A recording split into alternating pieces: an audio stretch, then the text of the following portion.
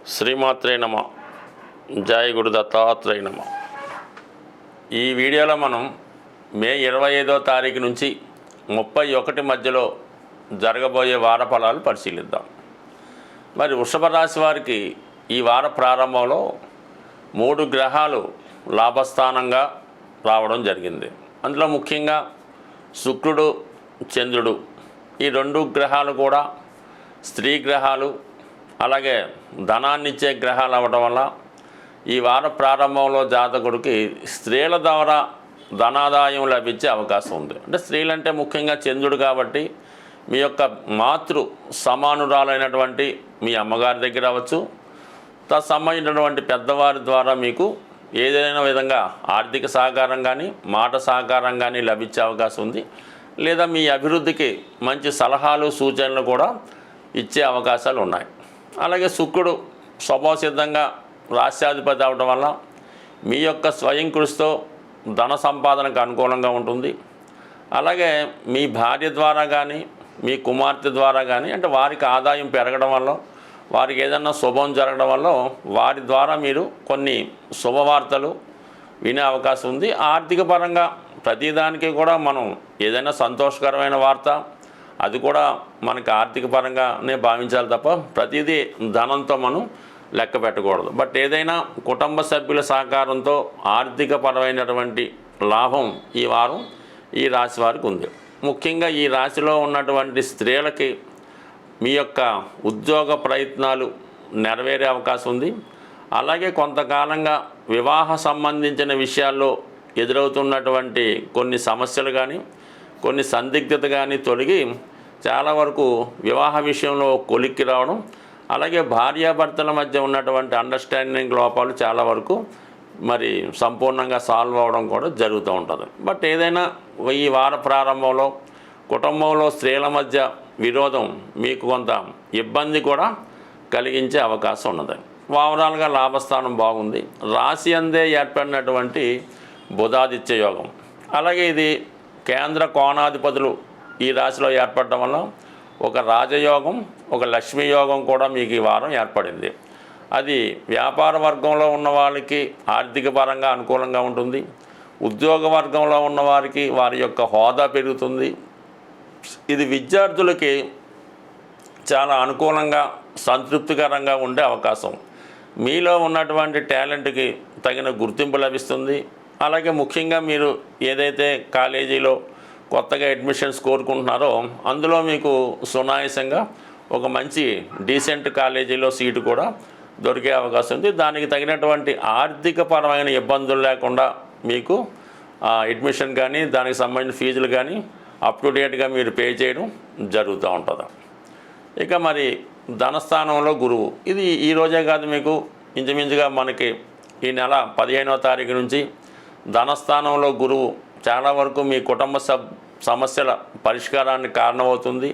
అలాగే కుటుంబ సభ్యుల మధ్య సఖ్యత అనుకూలంగా ఉంటుంది. ముఖ్యంగా ఆర్థిక పరంగా మీకు ఎటువంటి అవసరానికైనా తగు విధంగా ఆర్థిక సహకారం అందించే అవకాశం ఉంటుంది. అంటే లాభాధిపతి ధనస్థానం అది ఓకే, నిరంతరంగా రెగ్యులర్ ఇన్కమ్ కంటిన్యూగా రావడం జరుగుతూ ఉంటుంది. అలాగే లంసమ్గా కొన్ని సందర్భాల్లో ఆకస్మిక ధనలాభం అనొచ్చు, ఏదైనా ప్రైజ్ మనీ అవ్వచ్చు, లేదంటే ఒక సెటిల్మెంట్ ద్వారానో ఒక లంచం రూపంలోనో ఆ విధంగా కూడా మీకు ఆర్థిక పరంగా సహకారం అందించే అవకాశం ఉంది. ఇది ఎక్కువగా ఆర్థిక సంబంధించిన విషయాల్లో ఒక ఎండోమెంట్స్ డిపార్ట్మెంట్లో కానీ ఏదైనా ఒక దైవ సంబంధించిన సంస్థలో ఉన్న వారికి కూడా ఆదాయపరంగా బాగుంటుంది. ముఖ్యంగా మీ మాటకి విలువ పెరగడం వల్ల మీ యొక్క వాక్చాతుర్యం వల్ల అటు అడ్వకేట్స్కి కానీ ఆస్ట్రాలజర్స్కి కానీ ఆధ్యాత్మికవేత్తలకు కానీ చాలా అనుకూలమైనటువంటి స్థితి. ముఖ్యంగా తృతీయ స్థానంలో ఉన్నటువంటి కుజగ్రహ సంచారం చాలా వరకు ఇది క్రీడారంగంలో ఉన్నవారికి, పోలీస్ డిపార్ట్మెంట్ వారికి అనుకూలంగా ఉంటుంది. మీరు ఏదైనా వృత్తి మారాలని ప్రయత్నం చేస్తే ఈ సమయంలో వృత్తి మారచ్చు. అంటే మామూలుగా గవర్నమెంట్ ఎంప్లాయీస్ వాళ్ళు అంటుంటే కొంత మీరు కోరుకున్న విధంగా మీరు కోరుకున్న చోటకి ట్రాన్స్ఫర్ లాంటివి కూడా వచ్చే అవకాశం ఉంది. అయితే ముఖ్యంగా ఈ వారం అంతా కూడా ఈ రాశి వారికి ఏంటి మొత్తం మీద గోచారం అంతా కూడా రాహుకేతువుల మధ్య ఒక విధమైనటువంటి కాలసర్పదోష ప్రభావం వల్ల ముఖ్యంగా వృషభ రాశి వారికి 10, 4 స్థానాల మధ్య ఏర్పడినటువంటి ఈ కాలసర్పదోషం అటు ఉద్యోగ సంబంధించిన విషయాలు, స్థిరాస్తికి సంబంధించిన విషయాల్లో కొన్ని అనుకోని చిక్కులు, అవాంతరాలు, ఇబ్బందులు వచ్చే అవకాశం ఉంది. అది టెంపరీగానే ఉంటుంది. బట్ ఎనీహౌ ఈ 2 విషయాల్లో మాత్రం 1-2 సార్లు ప్రయత్నం చేయవలసి ఉంటుంది. ఉద్యోగ వ్యవహారాల్లో కొన్ని అపవాదులు, చికాకులు రావచ్చు. అలాగే స్థిరాస్తి సంబంధించిన విషయాల్లో కూడా కొన్ని సమస్యలు లాంటివి వచ్చే అవకాశం ఉంది. కాబట్టి వాటిని జాగ్రత్తగా ఇప్పుడు మనం చెప్పినటువంటి పరిహారం జాగ్రత్తగా చేసుకోవడం వల్ల ఆ సమస్య చాలా వరకు పరిష్కారం అయ్యే అవకాశం ఉంటుంది. స్వస్తి. పర్టికులర్గా ఈ వారం ఏర్పడినటువంటి గోచారరీత్యా ఏర్పడినటువంటి కాలసర్ప దోష ప్రభావం వల్ల వివిధ రాశుల వారికి వస్తున్నటువంటి ఇబ్బందులు తొలగాలంటే ఈ రాహు కేతు గ్రహాలకి పరిహారం చేసుకోవాల్సి ఉంటుంది. అవకాశం ఉన్నవాళ్ళు లోకల్గా చేస్తున్నటువంటి దేవాలయాల్లో రాహు కేతువులకి పూజా విధానం ద్వారా పరిష్కారం జరుగుతూ ఉంటుంది. అది శ్రీకాళహస్తి లాంటి దేవాలయం అవ్వచ్చు. మన హైదరాబాద్లో వినాయకుడి యొక్క ఆలయాల్లో ఈ విధమైనటువంటి చర్య, అంటే ఈ విధమైన పూజ చేయడం జరుగుతూ ఉంటుంది. అది కుదరని వాళ్ళు ఏంటంటే పర్టికులర్గా మరి విఘ్నేశ్వరుడు యొక్క ఆలయంలో వినాయకుడికి గణపతి హోమం చేసుకోవచ్చు, గరికతో అర్చన చేసుకోవచ్చు. లేదంటే ఒక 700 గ్రాములు ఎండు ఖర్జూరం తీసుకోవడం, స్వామివారికి నైవేద్యంగా సమర్పించి ఆ ఎండు ఖర్జూరాన్ని అక్కడ ఉన్నటువంటి భక్తులకి పంచిపెట్టడం వల్ల కేతుగ్రహ అనుగ్రహం లభిస్తూ ఉంటుంది. అలాగే ఏంటంటే ఈ డ్రై ఫ్రూట్స్కి కూడా కేతువు కారణం అవుతుంటాడు. ఈ డ్రై ఫ్రూట్స్ పంచిపెట్టడం వల్ల, అలాగే అక్కడ ఉన్నటువంటి ఏ టెంపుల్లో ఉన్నటువంటి సన్యాసులు, సాధువులు లాంటి వారు కాషాయ డ్రెస్ చేసుకొని ఎవరైతే ఉంటారో వాళ్ళకి ఈ ఎండు ఖర్జూరం ఒక 5 రూపాయల కాయిన్ పంచిపెట్టడం వల్ల, అలాగే విఘ్నేశ్వరుడికి ఉండ్రాళ్ళతో హోమం చేయడం వల్ల కేతుగ్రహ సహకారం లభిస్తుంది. అలాగే రాహు ఇంపార్టెంట్గా అమ్మవారికి, కనకదుర్గ అమ్మవారు అవచ్చు, ఏ శక్తి స్వరూపంలో ఉన్నటువంటి అమ్మవారికైనా విధి విధానంగా కుంకుమర్చన చేస్తూ ఒక నిమ్మకాయల దండ, అంటే ఆకుపచ్చ రంగుతో ఉన్నటువంటి నిమ్మకాయలతో తయారు చేయనటువంటి దండ అమ్మవారికి సమర్పించడం వల్ల, అలాగే ఇంట్లో మీరు ఏదైనా ఒక మినపప్పుతో చేసినటువంటి వడలో, గారెలో అవి తయారు చేయించి ఒక 4 వడలు ఒక ప్యాకెట్గా చేసి ఎవరికైనా భక్తులకో, అక్కడ ఉన్నటువంటి బీదవారికో, బెగ్గర్స్కో పంచిపెట్టడం వల్ల రాహుగ్రహ సంపూర్ణంగా ఫలితం వస్తుంది. అలాగే మీరు దుర్గా అష్టోత్తరం పారాయణం చేయడం వల్ల, దేవి ఖడ్గమాల చదవడం వల్ల ఈ యొక్క దోష పరిహారం అవుతుంది.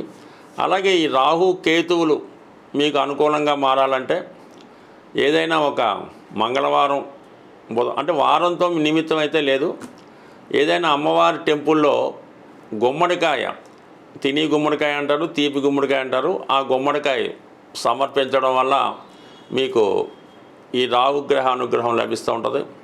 అలాగే విపరీతమైనటువంటి టెన్షన్లో, బాధల్లో ఉన్నారు, ఏదో ఇంకా జీవితంలో ఇంకా పనికిరాదు అనుకున్న వాళ్ళకి అమావాస్య రోజు ఈ బూడిద గుమ్మడికాయతో దిష్టి తీయించి దాన్ని బ్రేక్ చేయడం వల్ల మీకు ఈ దోష పరిహారం జరిగే అవకాశం ఉంది. అంటే దిష్టి తీయడం అన్నది చాలా వరకు పూర్వకాలంలో ఉండేది, రాను రాను అది పోవడం జరిగింది. ఇప్పుడు కూడా ఈ రాహు కేతు దోషాలకి ఈ విధంగా బూడిద గుమ్మడికాయతో కానీ, నిమ్మకాయతో కానీ, అలాగే ఎండుమిరపకాయలతో కానీ, ఉప్పుతో కానీ దిష్టి తీసి దాన్ని పొయ్యిలో వేయడమో, ఇల్లు రకరకాల చర్యలు ఉన్నాయి. ఈ దిష్టి తీసే కార్యక్రమం ఎవరైనా పెద్దవారితో తీస్తే అది ఫలితం ఉంటుంది. ఎవరైతే మీకు దిష్టి తీస్తారో వాళ్ళకి ఏదో విధంగా ఒక గిఫ్ట్ లాంటిది, ధన రూపంలోనో, వస్తు రూపంలోనో, తిని రూపంలో ఇవ్వడం వల్ల ఆ ఫలితం కూడా మీకు వచ్చే అవకాశం ఉంటుంది. కాబట్టి ఇది కూడా ఒక చర్య. ఏదేమైనా రాహు కేతువులు చిన్న చిన్న పరిహారంతో సంతృప్తి చెంది మీ మీద ఉన్నటువంటి నెగిటివ్ ఎనర్జీ తొలగించి మిమ్మల్ని పాజిటివ్ వైపు ప్రయాణించే విధంగా చేస్తారు. మీ జీవితంలో, మీ జాతకంలో ఉన్నటువంటి అదృష్ట యోగాలు, అంటే శుక్రుడు కానీ, గురువు కానీ మంచి ఫలితం ఇవ్వాలంటే కంపల్సరీగా రాహు కేతువులకి పరిహారం చేసుకుంటే ఆ 2 గ్రహాలు మీకు మంచి ఫలితాలు ఇచ్చి ఐశ్వర్యవంతులుగా మారే అవకాశం ఉంటుంది. స్వస్తి.